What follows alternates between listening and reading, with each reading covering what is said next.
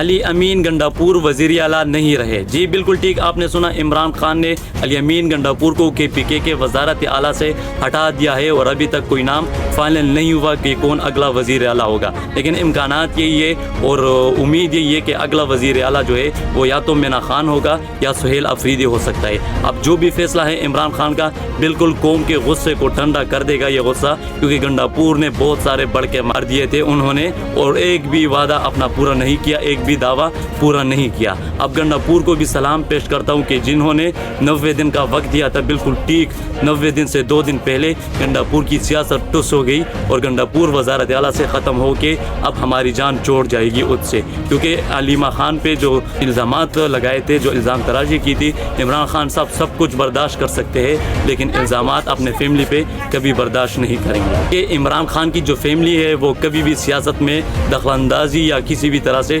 مداخلت نہیں کرتی، اس لیے عمران خان اپنے فیملی کے بارے میں کوئی بھی غلط بات یا کوئی بھی الزام برداشت نہیں کرے گا۔ بالکل اچھا ڈیسیجن ہے، اچھا قدم ہے، اور یقیناً پاکستان تحریک انصاف کے کارکن، وہ لوگ جو غصہ تھے گنڈاپور پہ، ان کا غصہ ٹھنڈا ہو کے وہ لوگ موٹیویٹ ہو جائیں گے اور ان لوگوں کو اطمینان ہوگا عمران خان صاحب کے اس فیصلے پر اور عمران خان صاحب کے اس حکم پر۔